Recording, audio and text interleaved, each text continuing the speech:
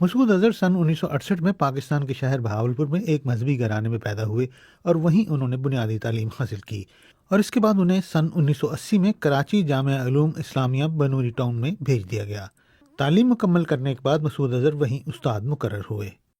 سن 1989 میں مسعود اظہر افغانستان گئے، جہاں انہوں نے 40 روزہ تربیت حاصل کی اور مستقل جہاد میں رہنے کا عزم کیا۔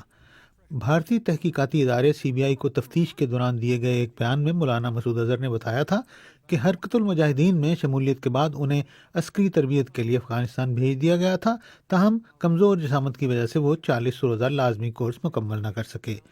مسعود اظہر عالمی جہاد کے قائل ہیں۔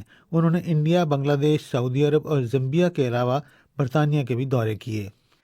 مسعود اظہر کو 1994 میں انڈیا کے زیر انتظام کشمیر میں گرفتار کیا گیا۔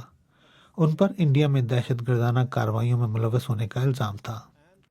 CBI کو دیے گئے بیان میں مولانا مسعود اظہر نے بتایا تھا کہ انہیں انڈیا اس لیے بھیجا گیا تھا تاکہ زمینی حقائق کا جائزہ لیں۔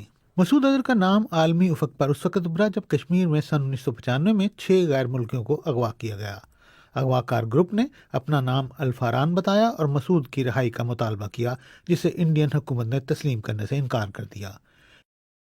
اس کے بعد 24 دسمبر 1999 کو کھٹمنڈو سے دلی جانے والے انڈین ایئر لائن کے طیارے کو اغوا کر لیا گیا۔ اس طیارے کو قندھار میں اتارا گیا، جہاں طالبان کی حکومت تھی۔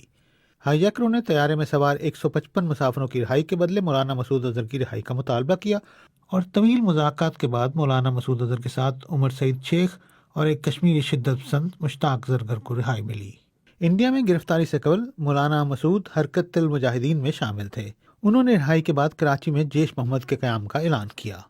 انڈیا کے زیر انتظام کشمیر کے دارالحکومت سری نگر میں بادامی باغ کے قریب فوجی ہیڈ کوارٹر پر 19 اپریل سن 2000 میں کار خودکش بم حملہ ہوا۔ تحریک کشمیر کی تاریخ میں یہ پہلا خودکش حملہ تھا۔ انڈین حکام نے اس کا ذمہ دار جیش محمد کو قرار دیا۔ دسمبر سن 2001 میں دہلی میں انڈین پارلیمان پر حملہ کیا گیا اور ان کارروائیوں میں جیش محمد کا نام سامنے آیا۔ اس کے بعد کئی برس تک جیش محمد پر کوئی الزام نہیں آیا، تاہم سن 2016 میں پٹھان کوٹ ایئر بیس پر حملے کے بعد اس تنظیم کا نام دوبارہ سامنے آیا۔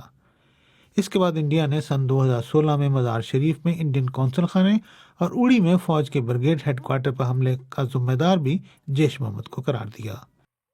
اس کے بعد پلوامہ میں خودکش حملے کے بعد دوبارہ جیش محمد اور مسعود اظہر کا نام سامنے آنے لگا۔ 1 مئی 2019 کو اقوام متحدہ نے جیش محمد کے سربراہ مولانا مسعود اظہر کا نام عالمی دہشت گردوں کی فہرست میں شامل کر دیا۔